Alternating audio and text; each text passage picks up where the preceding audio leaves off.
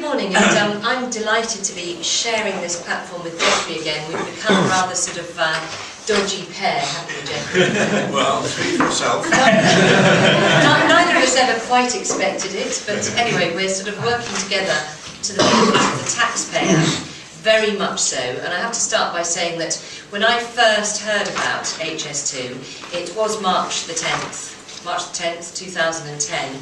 And it came as much of a shock to me as to any of my constituents to be in South Northamptonshire.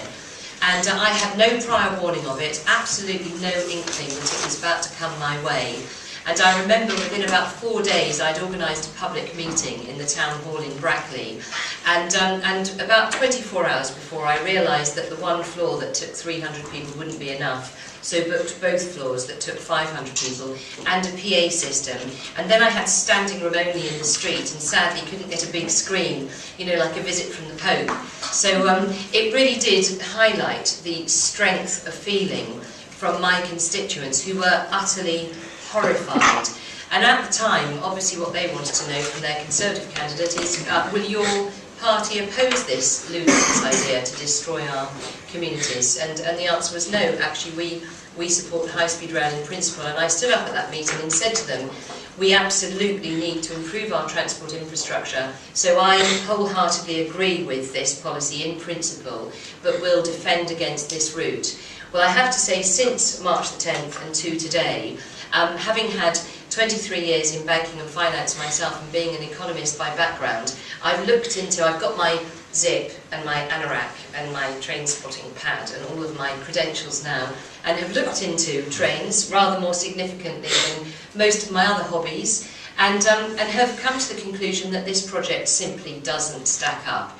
So in fact, in the last months, I attend regular public meetings and have said to my constituents, actually, I changed my mind. I do not support the principle of high-speed rail. It simply isn't good value for the taxpayer. And I think there have been some excellent presentations on exactly why that is.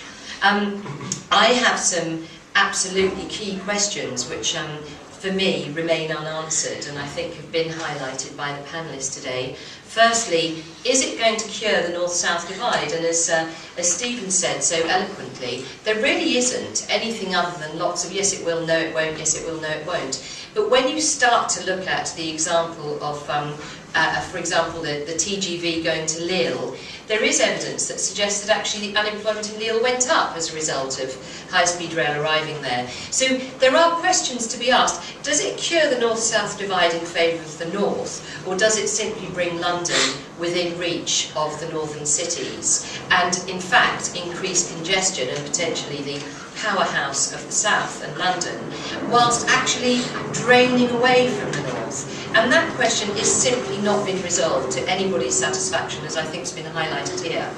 Secondly, is HS2 Limited better value than RP2, this Rail Package 2 design to improve the capacity of the West Coast Main Line? And again, it's impossible to get a handle on that. We heard from Jerry about how some of the assumptions are comparing apples with pears within the two. And just to name one example, I'm aware that the increased percentage capacity of HS2 is only compared to the current capacity of the West Coast Main Line. But the increased percentage capacity of RP2 is compared to the current capacity of the West Coast Main Line plus the Chiltern Line. So for anybody with a GCSE in maths, you'll know that obviously therefore the percentage increase in capacity is significantly lower for RP2 if you compare apples with pears. So there are all sorts of basic assumptions like that where the two assessments have not been done, comparing like with like, and I've been calling for an independent assessment away from HS2 Limited because of course they themselves have been established as a special purpose company owned by effectively the Secretary of State for Transport, and their mission is to investigate the case for high-speed rail. Now, if your job depended on you finding a case for high-speed rail, I'm quite sure you would find one too. But what we actually need is somebody independent to look at the case for HS2 versus RP2, and that really needs to be done. Thirdly, the other issue that's not been bottomed out to my satisfaction is what will be the impact on commuters. Now, speaking very selfishly, I commute from Milton Keynes. There are thousands of my constituents who commute from Milton Keynes and to Northampton, and there's a big discussion going on. Does it actually free up more capacity and therefore a better service for Northampton commuters? But the case simply isn't answered. In HS1's example, commuters have now got a worse deal than they had before HS1. What will be the case for commuters in HS2? We already know that HS2 won't be up and running till 2026. What happens in the interim?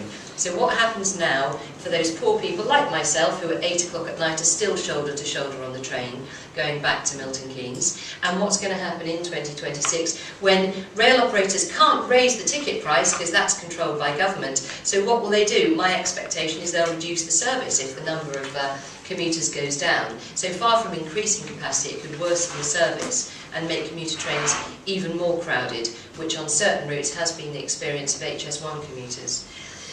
So then the final question, and one that hasn't come up today, is this actually the right route anyway that we're consulting on? Now, I'm aware that others have proposed alternative routes, for example, that start from Heathrow, that tunnel out to High Wycombe, and then go overground on the skinny bit of the Chilterns, and then follow the route of the M40. Now, the train would have to go slower. You couldn't do 220 miles an hour, but environmentally that would be far less damaging overall to Britain. Potentially, it would be a similar cost. Potentially, it would take you straight into Heathrow. It would give you a very easy route into Heathrow terminals. You could actually check in your luggage at Heathrow and potentially join up with Crossrail. So you'd solve the problem of bringing people into Old Oak Common and thence into Euston. So there's all sorts of issues.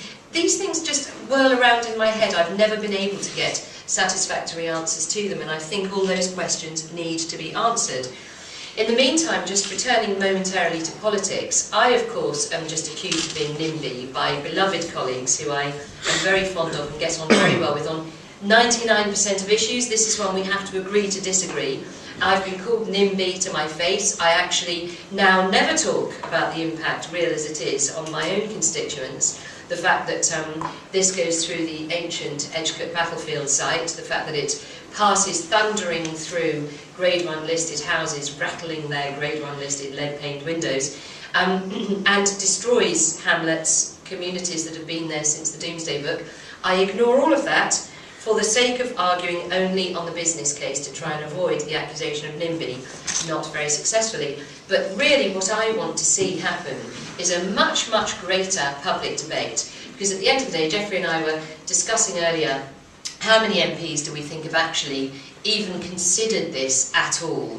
I said no more than 100, Geoffrey says probably not even that many. Now there's 659 members of Parliament. Every single one of them, the MP for Cornwall, the MP for York, all the MPs in Wales, they've all got, all of their constituents have to pay £1,000 per family for this. Now they haven't really thought about it, and the reason is because it's not been a big enough public debate to date. And so what I'm really hoping, and the reason I'm here today, is because I'm hoping that this sort of debate can raise the profile, start to air the arguments, both for and against. There's plenty of people who want to speak for it too. But that's what we need to have, is a very serious discussion. Ultimately, this project is a 30 billion plus project. That is an eye-watering amount of money that all of us, including the poorest amongst us, those who stand to gain not a jot from this project, are going to have to pay for. And so it's absolutely essential that we have an open and transparent debate about it.